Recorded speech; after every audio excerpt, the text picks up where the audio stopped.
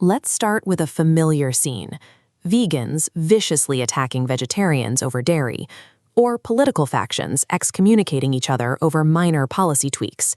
It's a dynamic so absurd that comedy often uses it as a punchline. Think of the Monty Python troupe playing indistinguishable rebel factions, pouring all their energy into fighting each other instead of the actual occupying empire they are supposed to be rebelling against. Which brings us to a strange paradox. Why is it that absolute extreme differences rarely spark our deepest hatreds, while overwhelming similarity breeds the most intense contempt? Far from creating harmony, human nature seems wired to actively manufacture fierce, destructive conflicts over trivial details, specifically with the people who are most like us. Sigmund Freud gave this psychological quirk a clinical name: the Narcissism of Small Differences. He linked it to an experience known as the uncanny. When you encounter someone who is virtually a mirror image of yourself, it doesn't feel comforting, it feels terrifying. This triggers a visceral dread of sameness. If you and your neighbor are practically identical, the boundary of your ego threatens to dissolve entirely into an unrecognizable, homogeneous mass. To prevent this psychological collapse, the ego goes on the defensive. It artificially magnifies tiny, trivial traits into massive, delusional differences, desperately trying to prove your individual uniqueness. The sudden, volatile hatred directed at a proximate rival serves a highly specific psychological function. It acts as a shield against the terror of being indistinguishable. Take this individual instinct and scale it up to the organizational level, and you get a highly destructive phenomenon called horizontal hostility or lateral violence. In resource-scarce environments, this manifests as the sticky floor or tall poppy syndrome. Peers will actively sabotage colleagues attempting upward mobility, tearing down anyone who threatens to rise above the collective station.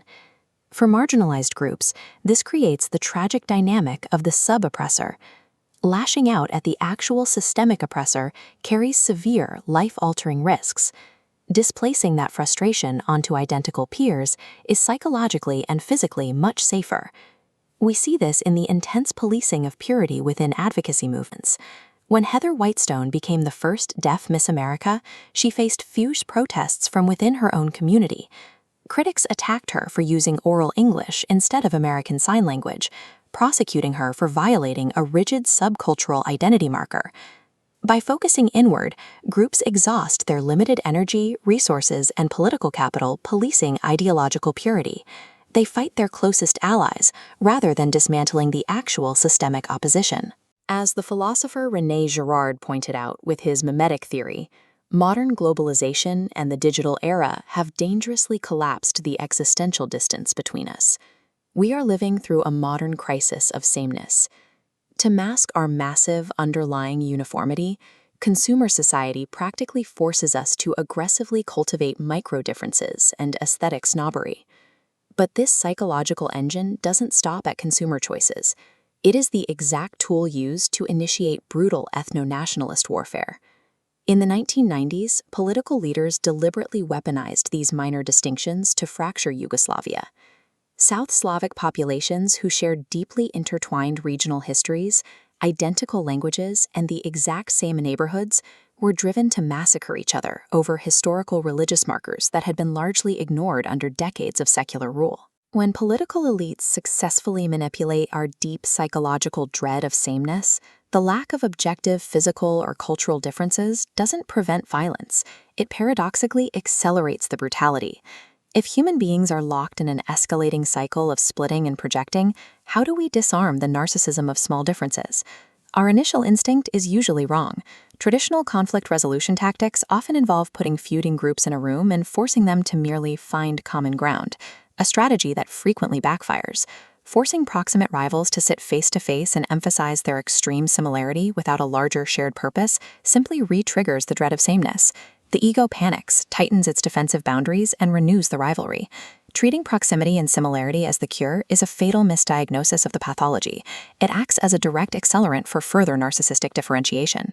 The actual, empirically validated cure comes from Muzafer Sherif's landmark Robbers Cave experiment in the 1950s.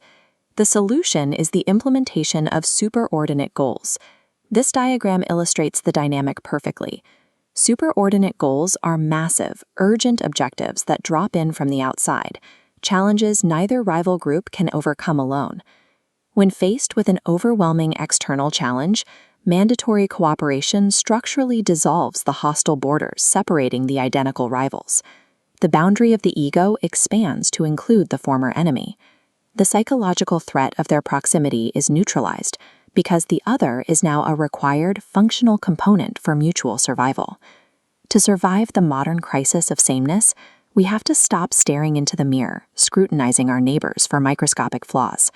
We have to look outward, together, at the massive structural challenges that render our narcissistic distinctions utterly obsolete.